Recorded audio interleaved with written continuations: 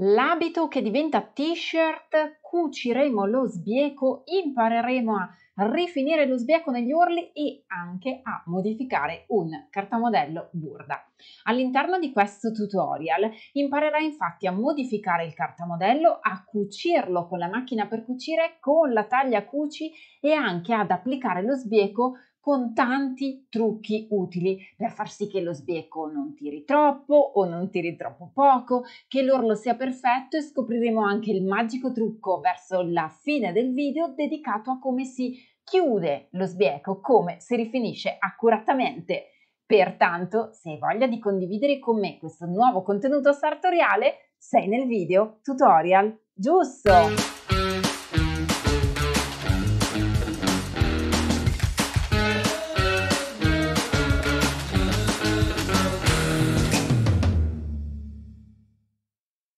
Bentornate e bentornati sul mio canale e benvenuta a te se è la prima volta che vedi un video. Io sono Sara Poiese, Content Creator, e ti accompagnerò insieme a me all'interno di questo video tutorial sartoriale che parte da un cartamodello e arriva alla sua confezione. Ma vediamo subito il programma.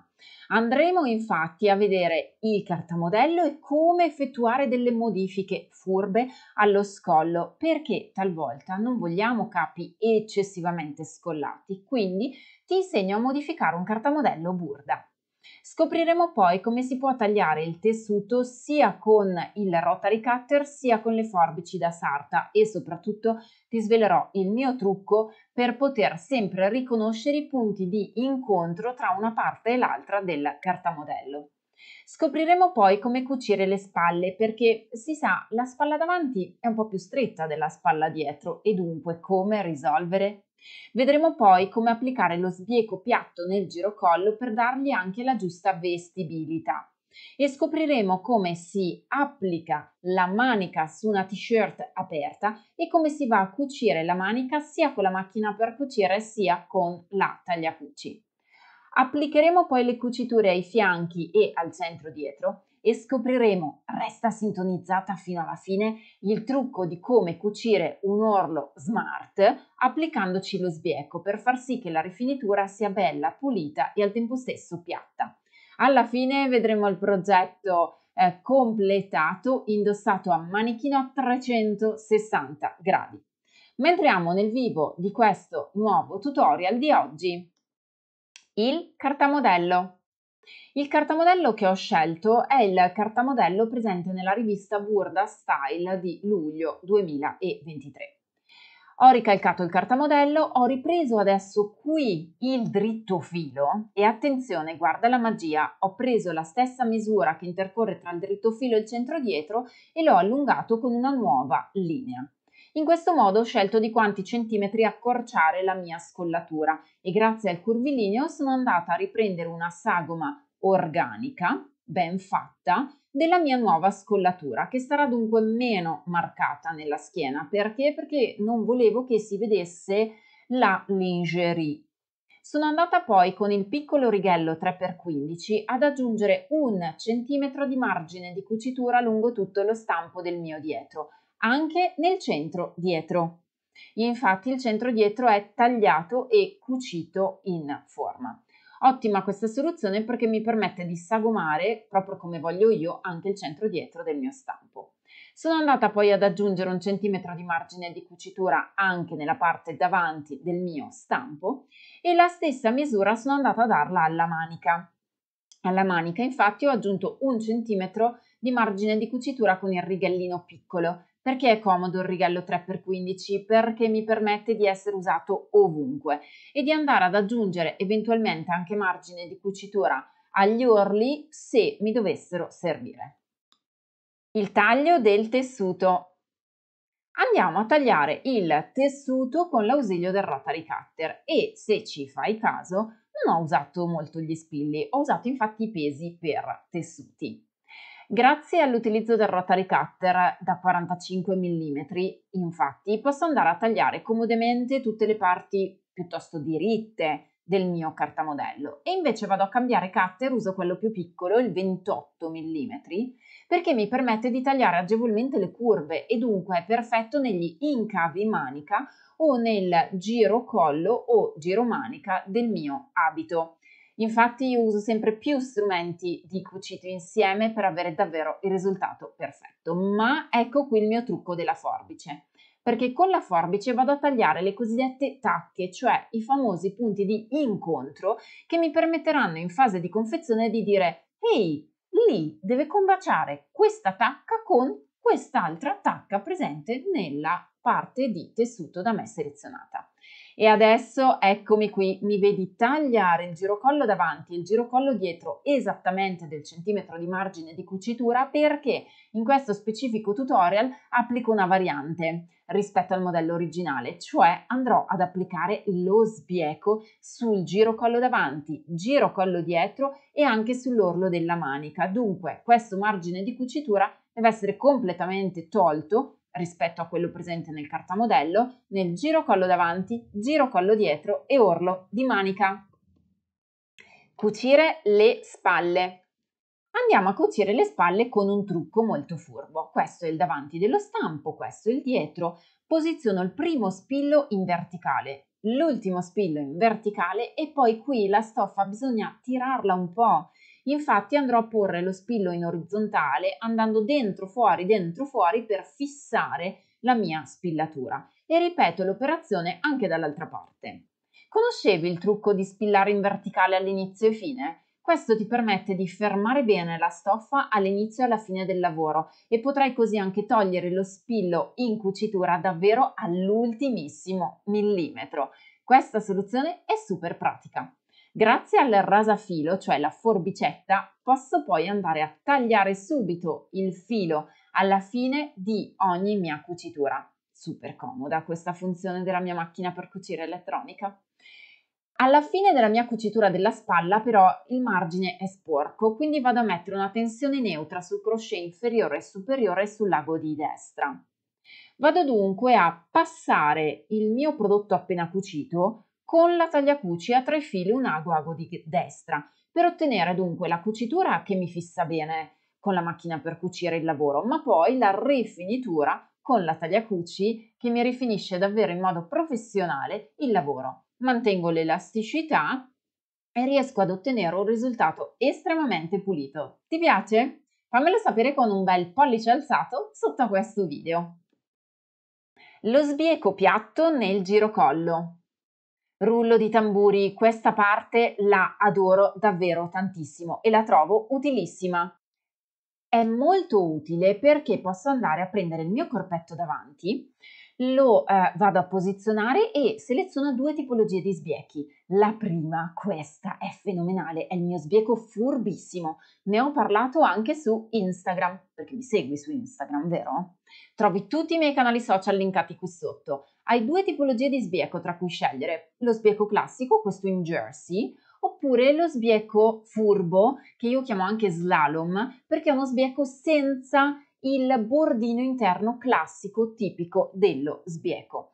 Infatti con questa tipologia di sbieco che usiamo oggi, la prossima volta usiamo quello di jersey, posso andare a piegare il mio sbieco nella pre-fustellatura del nastro stesso e posso dunque posizionare agevolmente lo sbieco, la fettuccia, nel mio tessuto. Trucco: cerca di tirare leggermente il tuo sbieco in modo tale da tenere il tuo girocollo bello in tensione e con una vestibilità bella piatta. Se invece vuoi utilizzare lo sbieco che ti ho mostrato prima in jersey di cotone, hai la comodità di avere uno sbieco pur sempre elasticizzato. Devi prestare un po' di attenzione in più al fatto che lo sbieco va in dentro, perché lo sbieco ha la classica parte di ripiego interno che ti agevola comunque nella lavorazione. Sono 2 sbiechi diversi, a me piacciono entrambi e li trovo utilissimi. Ed ecco il risultato che dovremmo ottenere. Voglio ottenere un risultato piatto ma elasticizzato, dunque macchina per cucire, seleziono un bel punto decorativo, magari un punto quilt e grazie anche al proiettore, comodo il proiettore secondo me nella macchina per cucire elettronica, posso andare a cucire un punto che diventa diritto ed è invisibile il punto diritto e resta visibile sempre e solo il punto orizzontale, il cosiddetto punto quilt. Questo mi permette di fissare a destra, nel punto che vado a destra, la parte di sbieco e a sinistra, nella parte di punto che si sviluppa a sinistra, il tessuto. In questo specifico caso il punto dritto non si vedrà perché? Perché sarà nascosto tecnicamente tra la stoffa e lo sbieco. Se tu invece lo cucissi su un unico tessuto, il punto dritto si vedrebbe. Ma furba questa interpretazione del punto quilt e grazie al proiettore posso andare ad avere questa cucitura estremamente precisa e accurata. Puoi spillare il tuo sbieco, lo puoi anche imbastire. Io ti faccio vedere entrambe le opzioni in modo tale che tu possa scegliere con consapevolezza e autonomia la tua versione migliore di confezione. Arriviamo alla fine del nostro girocollo, il risultato che ottengo è questo, ma è sporcato dal filo da imbastire. E allora che cosa faccio? Prendo il cosiddetto scucirino, altresì scucifilo, e vado a rimuovere il filo da imbastire che avevo precedentemente applicato nel girocollo. In men che non si dica, taglio, scucio e ho ottenuto un girocollo veramente bello pulito e soprattutto piatto, veramente piatto, ma torneremo a vedere le peculiarità di questo sbieco particolare nel proseguio di questo video tutorial. La manica e lo sbieco. La manica, come posso applicarla? Prendo il dritto del tessuto, questo è il davanti e il centro, prendo la manica, riconosco il centro perché avevo fatto il taglio, avevo messo lo spillo, riconosco il davanti perché mi ero fatta furba e avevo fatto il taglietto con la forbice e inizio a farli combaciare. Dunque faccio combaciare il centro, l'attacca davanti, l'attacco della manica dietro e inizio piano piano con l'ausilio delle clips a fissare, spillare, clippare la mia manica.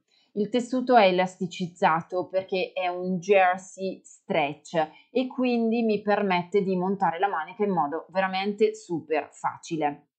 Una volta che ho clippato tutta la mia manica posso andare alla macchina per cucire, ma attenzione, non con il punto dritto, bensì con il punto elastico, perché il punto elastico è un piccolo fitto zig zag, come se fosse un lampo, che mi permette di avere una cucitura sempre elasticizzata sulla mia lavorazione, con una sorta di cucitura zig zag a rovescio che però dal lato dritto risulta dritta.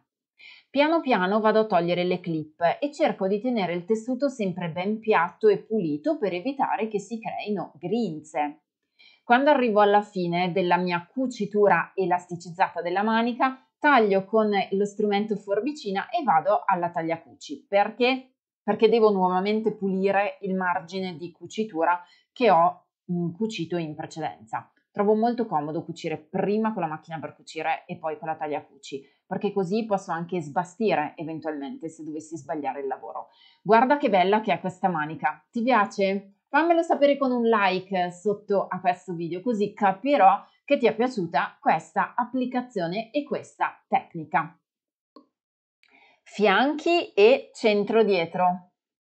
Occupiamoci adesso di cucire i fianchi. Ho la t-shirt o abito dal lato diritto, metto dritto contro dritto il davanti e il dietro, sia da un lato sia dall'altro. Questo tutorial infatti è perfetto sia che tu voglia realizzare la t-shirt sia che tu voglia realizzare la variante in abito.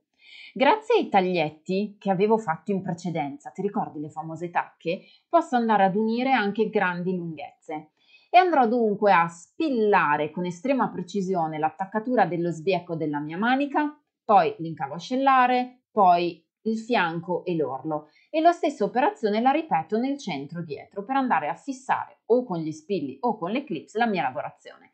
Torno alla macchina per cucire con il punto elastico. È importante infatti secondo me anche investire bene sulla scelta della tua macchina per cucire perché poi ti garantirà delle cuciture che ti danno soddisfazione. Immagina di realizzare questo bell'abito, investirci del tempo, avere una macchina performante che ti fa la cucitura elastica e poterlo indossare vedendo che è perfetto.